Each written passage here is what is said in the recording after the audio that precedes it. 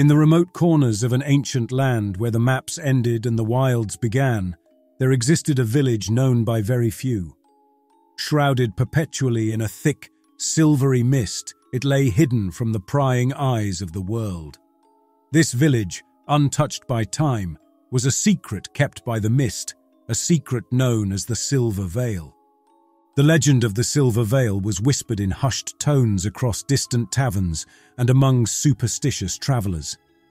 It was said to be a place cursed, a village trapped in an endless twilight, forever waiting for a dawn that never came. The mist was no ordinary fog. It was a living, breathing entity, a guardian of sorts, concealing the village and its secrets from the outside world.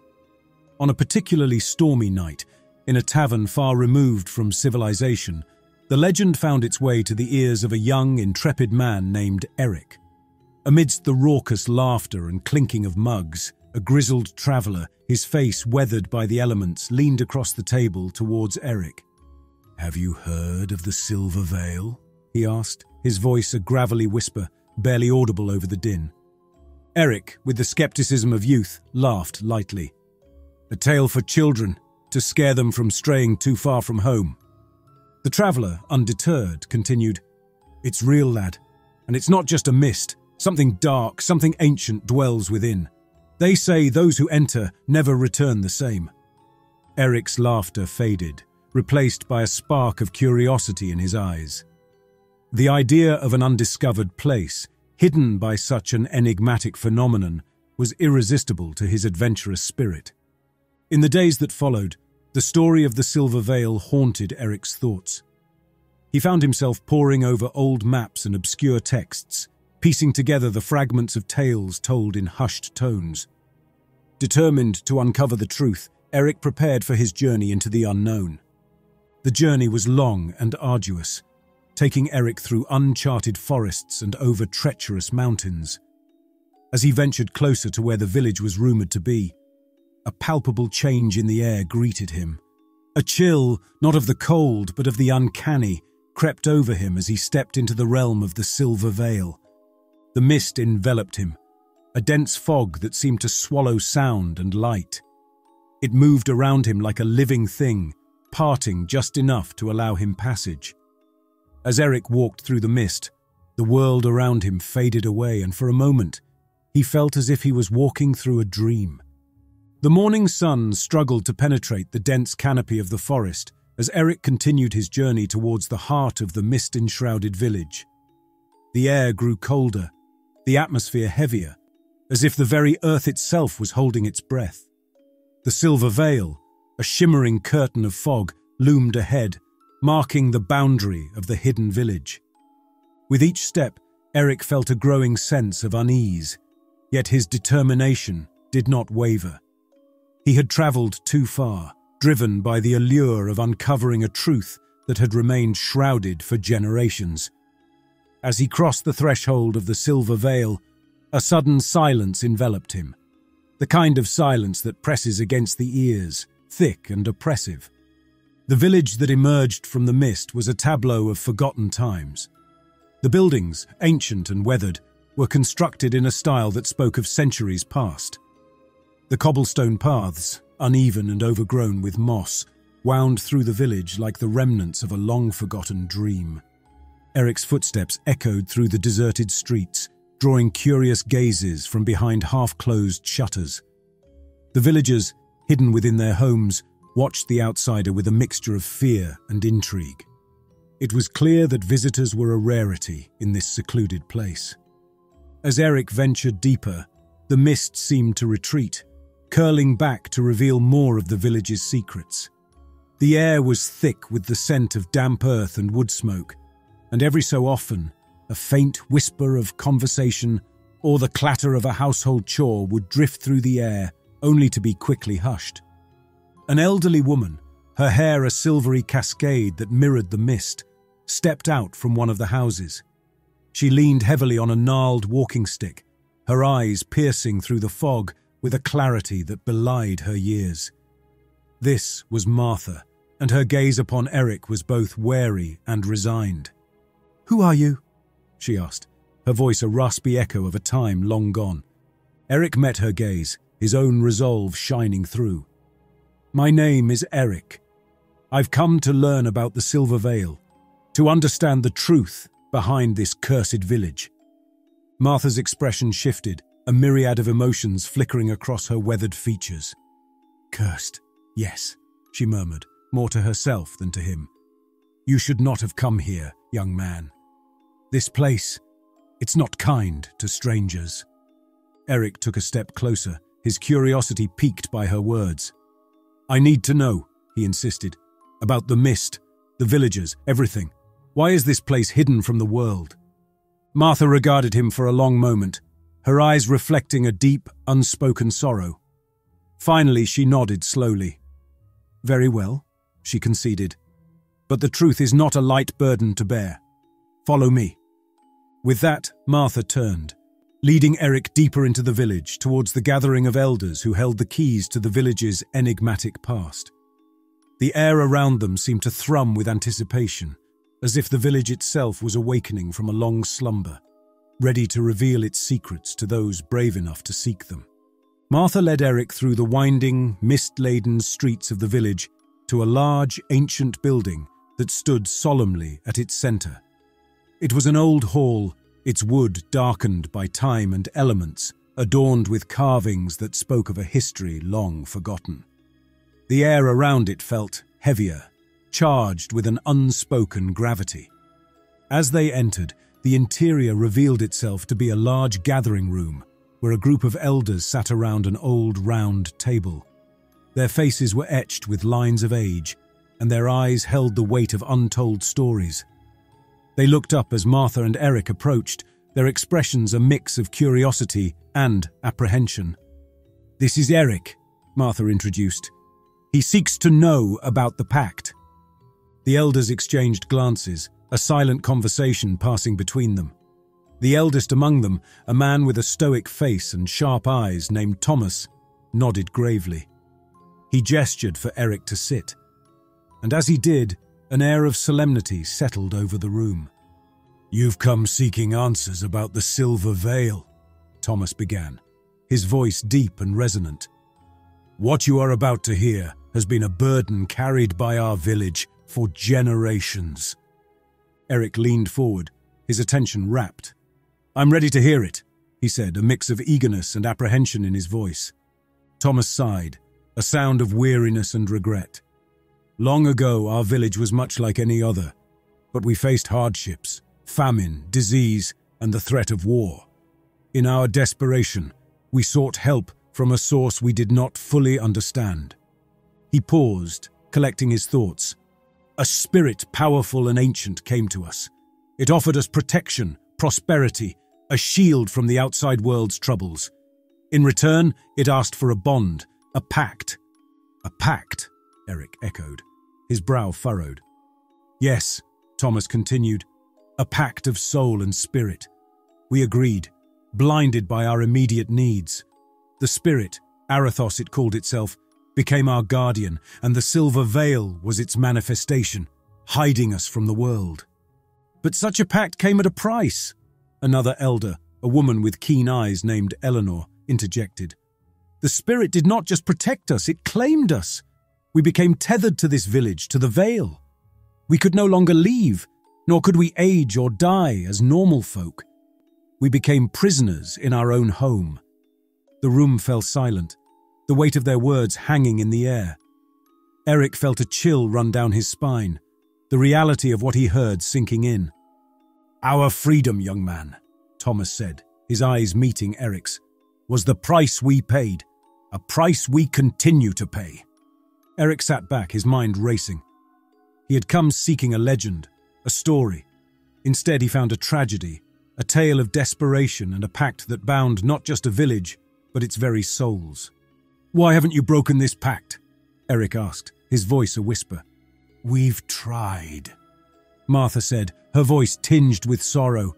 "But the pact is bound by magic far beyond our understanding. We are tied to Arathos, and it to us." Eric's gaze hardened with resolve.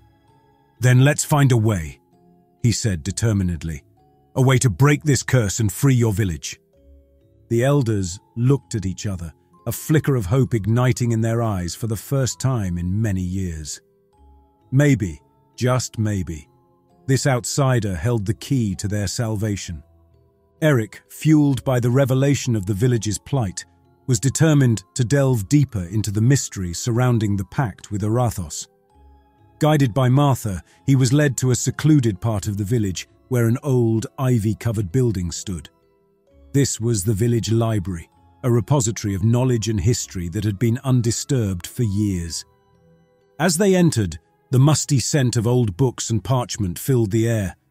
The library was a labyrinth of shelves, each laden with volumes of ancient texts, scrolls, and manuscripts. Dust motes danced in the shafts of light filtering through the stained glass windows, casting colourful patterns on the stone floor. The librarian, a middle-aged woman with sharp features and keen eyes named Sarah, looked up from her desk. Her expression was one of surprise, not having seen a new face in the library for many years. "This is Eric," Martha introduced. "He's here to learn about the pact with Arathos." Sarah's eyes narrowed, a flicker of concern passing through them. "You tread on dangerous ground, young man," she warned. "The knowledge you seek is not for the faint of heart." "I need to understand," Eric insisted, his resolve unwavering. "I need to find a way to break this curse." With a sigh, Sarah rose from her desk. "Very well," she said, leading them through the maze of bookshelves. "The truth lies buried in our history." They stopped at a secluded section of the library, where the oldest and most sacred texts were kept. Sarah reached for an ancient tome, its cover etched with symbols that seemed to shift and change in the dim light. She carefully opened it, revealing pages yellowed with age. "This chronicle details the early days of our village and our first encounters with Arathos," Sarah explained. "It speaks of the spirit's offer and the terms of the pact." Eric leaned in, scanning the archaic script. The language was old, but he could make out enough to understand the gist of it. The text spoke of a time of great despair, when the village was on the brink of destruction. It told of a mysterious figure, a spirit of the forest, that appeared to the villagers with a promise of salvation. The spirit offered protection, prosperity, and peace, Sarah translated.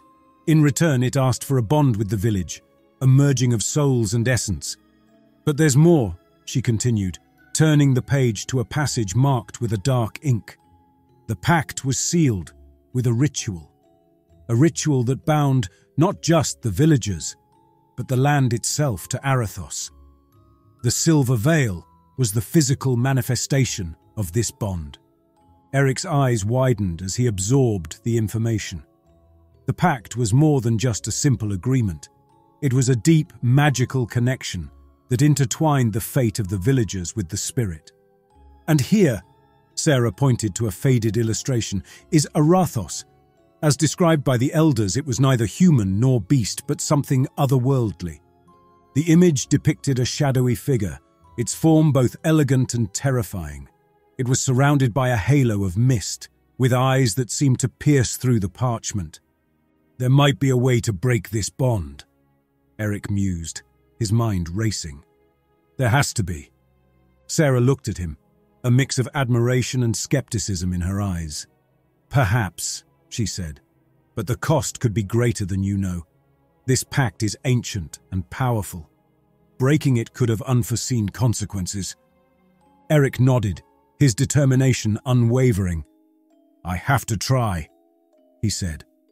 "For the sake of the village, for their freedom." As they left the library, the weight of the task ahead loomed over Eric. He was no longer just an outsider seeking a legend. He was now a key player in a struggle centuries in the making. A struggle against a force that was as old as the land itself. Armed with the knowledge gleaned from the ancient texts, Eric knew that his next step was to confront Arathos directly.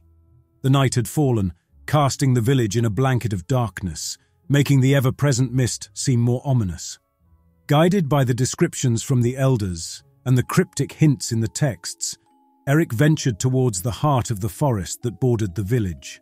The forest was dense and untamed, with gnarled trees and thick underbrush that seemed to resist every step. The air was thick with the scent of damp earth and decaying leaves, creating an almost claustrophobic atmosphere. Eric pushed forward, driven by a mix of fear and determination. As he delved deeper into the forest, a strange feeling took hold of him, a sensation of being watched, of being followed. The shadows seemed to move with a life of their own, and the sounds of the forest grew more eerie and unsettling. The deeper he went, the more the line between reality and imagination blurred. Finally, Eric arrived at a clearing where the trees gave way to an open space bathed in moonlight. In the center of the clearing stood a figure, a being that seemed to be both there and not there, its form shimmering and shifting in the moonlight. This was Arathos, the spirit bound to the village, the source of the silver veil. "You dare to seek me out, mortal!" The spirit's voice was like a whisper on the wind, chilling and ethereal. Eric steadied himself, his hand instinctively going to the hilt of his sword. "I've come to end the pact between you and the village," he declared, his voice firm despite the pounding of his heart. Arathos laughed, a sound that was both beautiful and terrifying. "You, a mere human, seek to break a bond forged in the depths of time. You do not understand the forces you meddle with." "I understand enough," Eric shot back. "I've seen the suffering of the villagers, the prison you've made of their home." "The pact was their choice, their salvation," Arathos countered. "In return for my protection, they gave me their allegiance. The terms were agreed upon. But they are prisoners now, bound to you against their will," Eric argued. "It's time to release them." Arathos's form seemed to grow, casting long, dark shadows across the clearing. "The pact cannot be undone by mere words, human. It is bound by magic deeper than the roots of these ancient trees." Eric drew his sword, the blade gleaming in the moonlight. "Then I'll break it by force if I must." The spirit's laughter echoed through the forest, a sound that sent shivers down Eric's spine. "You are brave, I grant you that. But bravery alone cannot break the chains of destiny." With a sudden, swift motion, Arathos lunged towards Eric, its form becoming a swirling mass of shadows. Eric braced himself, his sword raised as he faced the spirit in a battle that would determine the fate of the cursed village. The confrontation between man and spirit, between freedom and bondage, had begun. The clearing became an arena as Eric faced off against Arathos, the air charged with the tension of an impending storm. The spirit, a swirling mass of darkness and mist, moved with an unnatural grace, its form constantly shifting and undulating like smoke in a strong wind. Eric, gripping his sword tightly, circled the spirit, looking for an opening. He knew that physical force alone might not be enough to defeat a being of magic and shadow, but he was determined to try. The moon cast a pale light over the scene, creating an otherworldly tableau. With a sudden surge, Arathos struck, tendrils of shadow reaching out towards Eric like dark fingers. Eric dodged, rolling to the side, barely escaping the grasp of the spirit. He swung his sword in a wide arc, slicing through the tendrils. To his surprise, the blade met resistance, cutting through the shadow as if it were flesh. Arathos recoiled, a hiss emanating from its form. "You are more formidable than you appear, human," the spirit conceded, its voice a mix of anger and admiration. Eric didn't respond, focusing instead on his next move. He knew that he couldn't let up. The spirit was powerful, and even a moment's hesitation could be fatal. The spirit attacked again, this time with greater ferocity. It conjured a gust of wind that whipped through the clearing, bending trees and sending leaves swirling in a frenzied dance. Eric shielded his face with his arm, struggling against the gale. Then, seizing his moment, Eric lunged forward, sword extended. He struck true, his blade piercing the heart of the swirling mass. Arathos let out an unearthly wail, a sound that seemed to shake the very ground. "You may defeat me, but the pact cannot be undone." Arathos snarled, its form beginning to unravel. Eric, panting, stood his ground. "We'll see about that," he retorted, his determination unwavering. With a final desperate effort, Arathos unleashed a wave of dark energy, a last attempt to overwhelm Eric. But Eric was ready. He raised his sword, channeling all his strength and will into a single, decisive blow. The sword glowed with a brilliant light, cutting through the darkness like a beacon. There was a moment of resistance, a moment where time seemed to stand still, and then the blade cleaved through the spirit's form. Arathos screamed, a sound that echoed through the forest, reverberating in the air and the earth. The spirit's form shattered, dissipating into a cloud of mist that slowly faded away, leaving behind only the echo of its wail. Eric, exhausted but triumphant, stood alone in the clearing. The moon shone down, its light now unobstructed by the malevolent presence of Arathos. The battle was over, and the spirit that had bound the village for so long was defeated. But as the adrenaline faded, Eric couldn't help but wonder what the consequences of his victory would be. He had vanquished Arathos, but the fate of the village and its curse remained uncertain. As the final echoes of Arathos's defeat faded into the night, a profound change began to sweep across the village. Eric, still standing in the clearing, could feel it in the air. A sense of release, of bonds being broken. He watched in wonder as the silver veil, the perpetual mist that had shrouded the village for centuries, started to thin. Slowly, like the lifting of a heavy blanket, the mist dissipated, revealing the true face of the village under the light of the moon and stars. For the first time in countless years, the village was visible to the outside world. The villagers, sensing the change, emerged from their homes. They stepped into the streets, eyes wide with wonder and disbelief. The curse that had held them in its grip, frozen in time and hidden from the world, was unraveling before their very eyes. Martha, along with the other elders, walked towards the center of the village, where Eric soon joined them. Their faces, once marked with resignation and sorrow, now bore expressions of cautious hope. "The mist! It's gone!" Martha uttered in disbelief, her eyes scanning the clear night sky. "The pact! Has it truly been broken?" Thomas, the elder, asked, his voice a mixture of hope and uncertainty. Eric nodded, still catching his breath. "Arathos is defeated, the bond is broken." A murmur of astonishment and relief swept through the gathered villagers. For so long, they had lived under the shadow of the curse, never daring to dream of freedom. Now, the impossible had happened. As the reality of their liberation set in, the villagers began to express their joy. Smiles broke out, tears were shed, and laughter filled the air. Sounds that had been absent from the village for too long. They embraced each other, sharing the moment of triumph and relief. But amid the celebration, Eric felt a strange sensation, a tug at his heart, a feeling of being connected to something much larger than himself. It was as if, in breaking the bond between Arathos and the village, he had inadvertently formed a new bond, one that linked him to the village and its fate. Martha approached Eric, her wise eyes reflecting the moonlight. "You have freed us," she said, her voice tinged with gratitude. "But I fear the cost may be more than you anticipated." Eric looked at her, a sense of foreboding creeping into his heart. "What do you mean?" "The pact with Arathos was not just a bond of protection. It was a bond of guardianship. With the spirit gone, that role may have passed to you," she explained softly. Eric's mind raced as he processed her words. The realization hit him like a wave. In defeating Arathos, he had become the village's new guardian. The joy of the villagers was his to witness, but not to share. He had freed them, but in doing so, he had tied himself to the very land he had saved.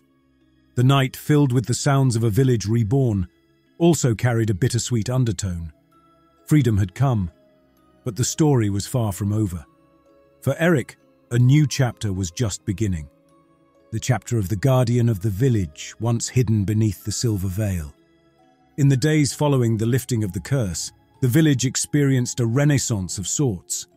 The villagers, who had been living in a timeless state under the silver veil, began to embrace the changes. They ventured beyond the boundaries of their village, experiencing the outside world for the first time in centuries. However, amidst this newfound freedom and joy, Eric faced an unforeseen and personal consequence. Eric had begun to notice something peculiar about his connection to the village. He felt an invisible tether, a bond that seemed to anchor him to the very heart of the village. At first, he dismissed it as a residual effect of his encounter with Arathos. But as time passed, the reality of his situation became undeniable.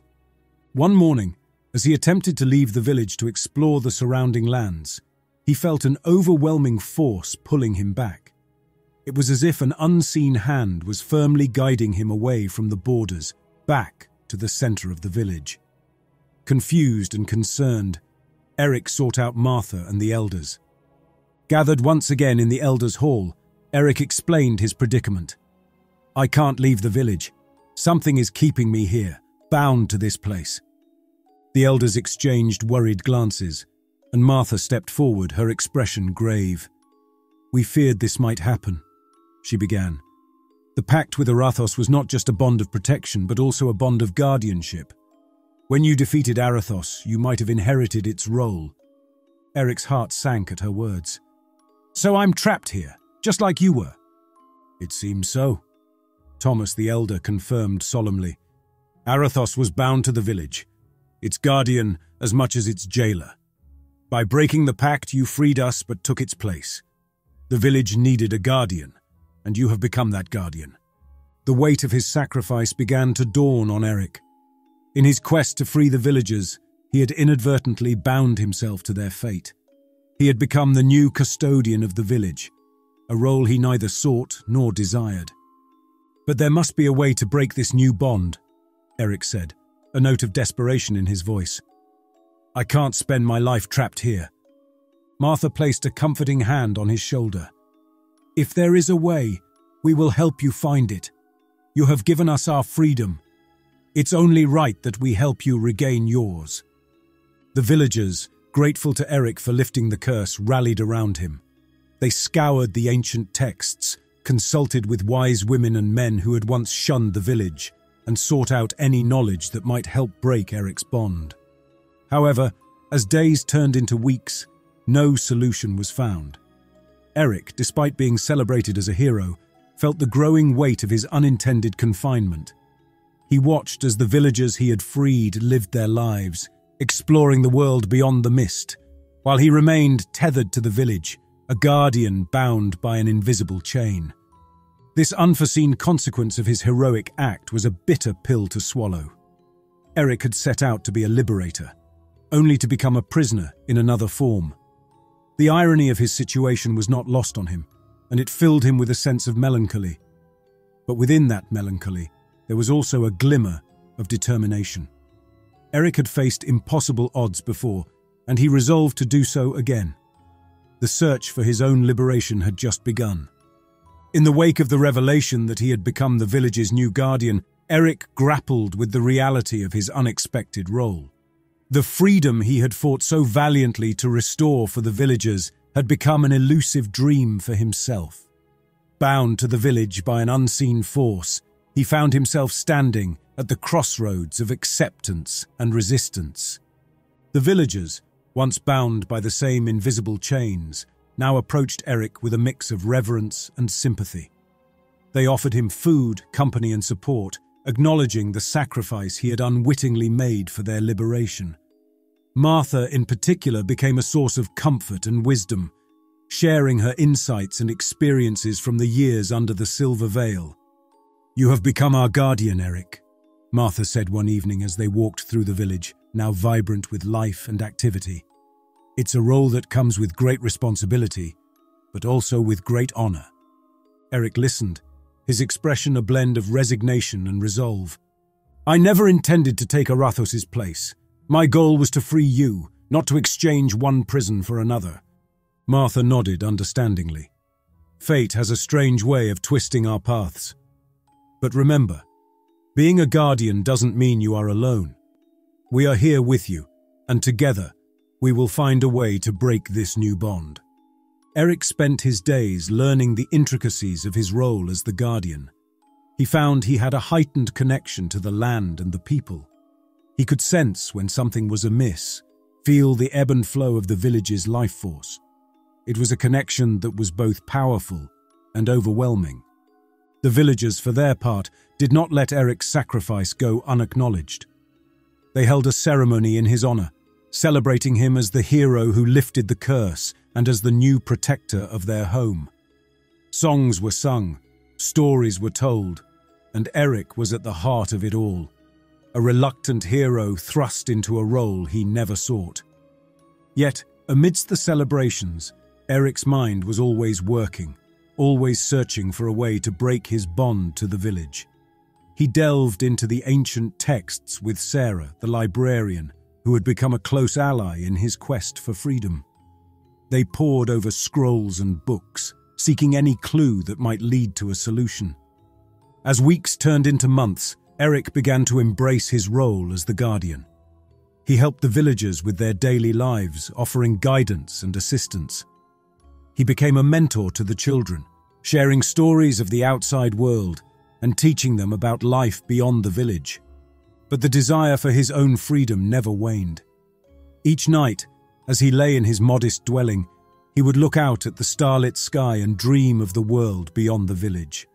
The yearning for exploration, for discovery, for a life unbound, remained a constant companion in his heart. Eric's journey had taken an unexpected turn, but his story was far from over. As the new guardian of the village, he had found a purpose, but the quest for his own liberation was a flame that continued to burn brightly within him. The next chapter of his adventure was just beginning. Months passed with Eric fully immersed in his role as the guardian of the village. The initial shock of his predicament had given way to a routine that was both fulfilling and constraining. He helped the villagers with their agricultural practices, mediated disputes, and became a central figure in their everyday life. Yet the yearning for freedom, the desire to explore beyond the confines of the village, never left him. During the quiet hours of the night, Eric and Sarah, the librarian, would delve into the depths of the village's ancient lore, seeking any clue that might release him from his guardianship.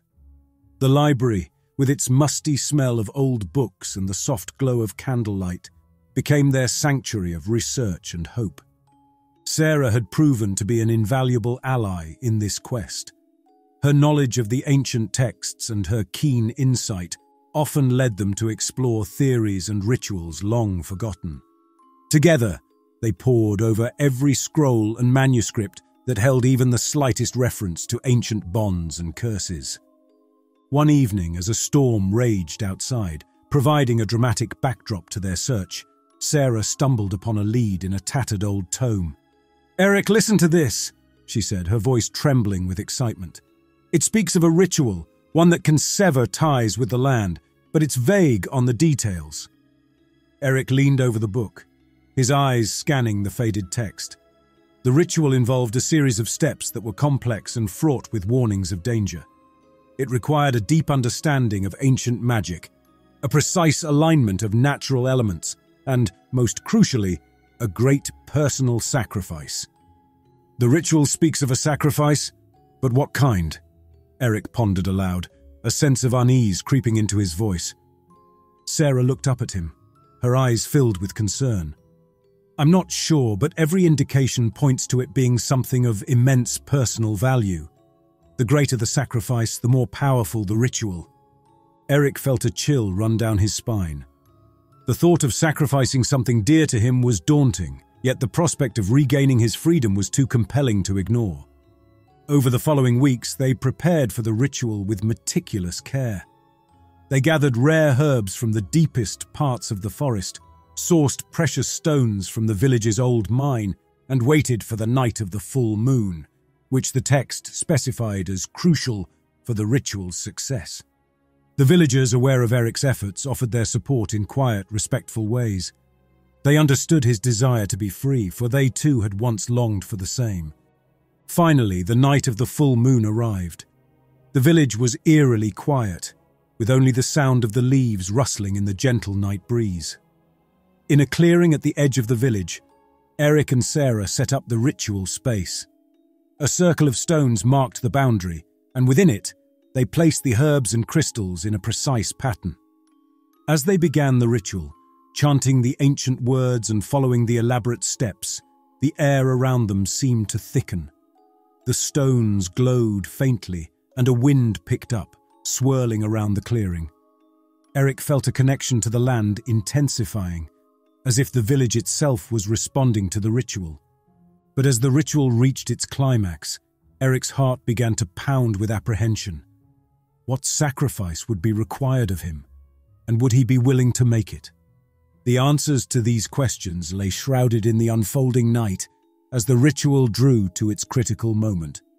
Under the luminous glow of the full moon, the ritual to break Eric's bond with the village reached its zenith.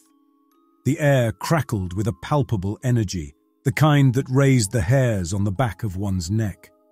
Eric stood within the circle of stones, his eyes closed, concentrating deeply, while Sarah recited the ancient incantations from the tome.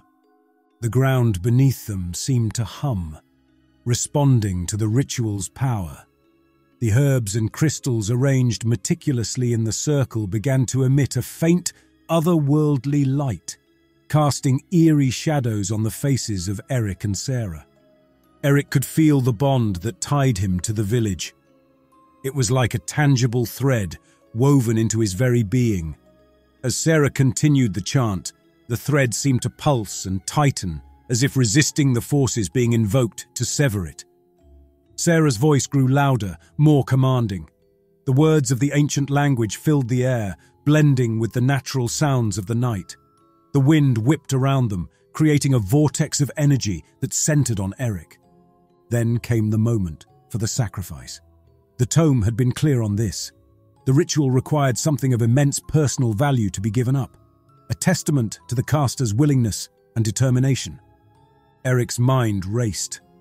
What could he sacrifice? He thought of the sword he had used to defeat Arathos, a symbol of his courage and strength. He thought of the memories of his travels, the freedom he so dearly missed. But deep down, he knew none of these were sufficient.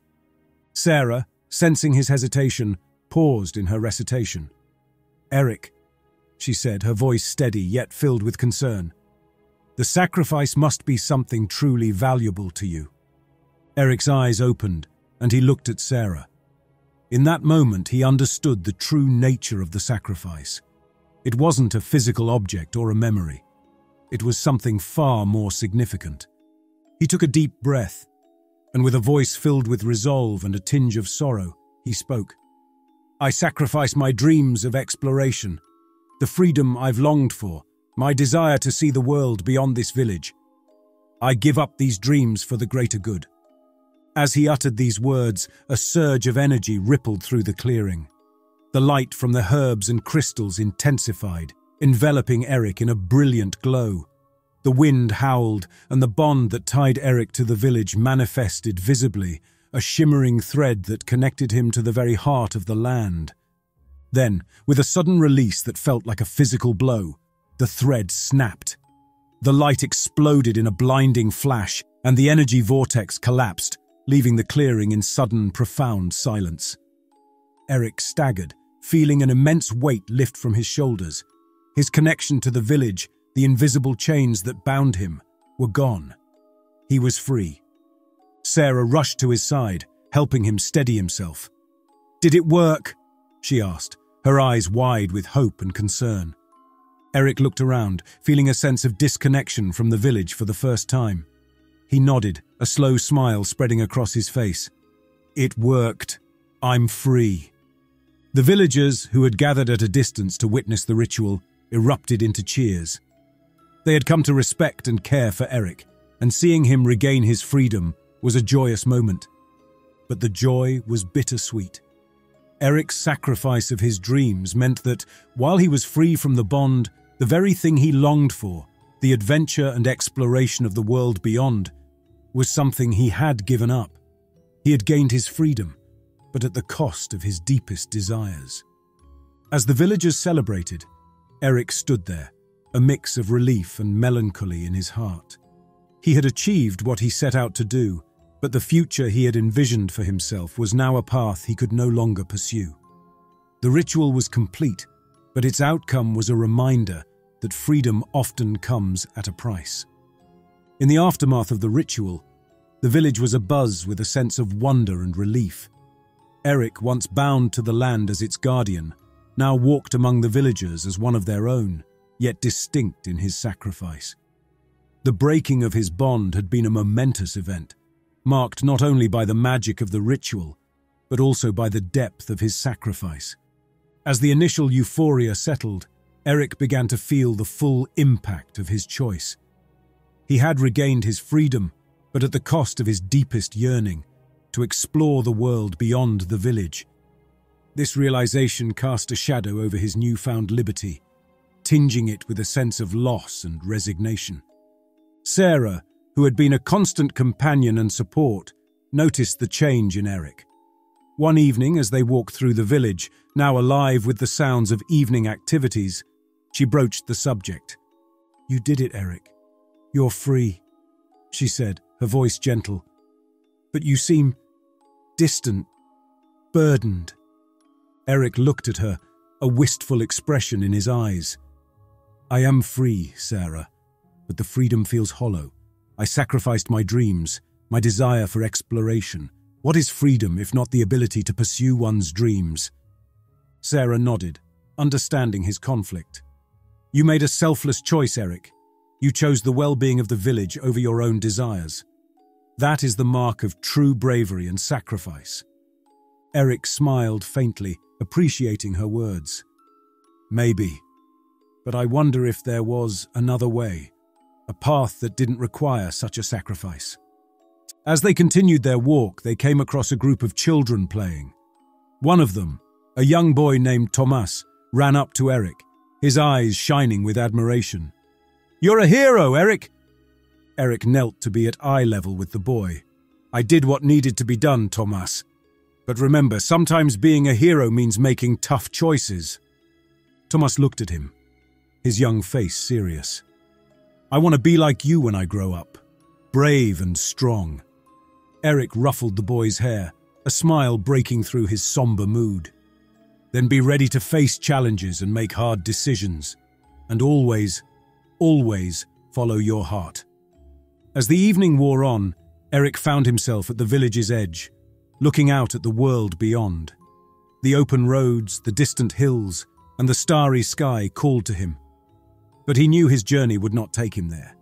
He had made his final choice, and now he had to live with it. He turned back to the village, the sounds of laughter and music reaching his ears. This was his world now, a world he had saved but at a great personal cost.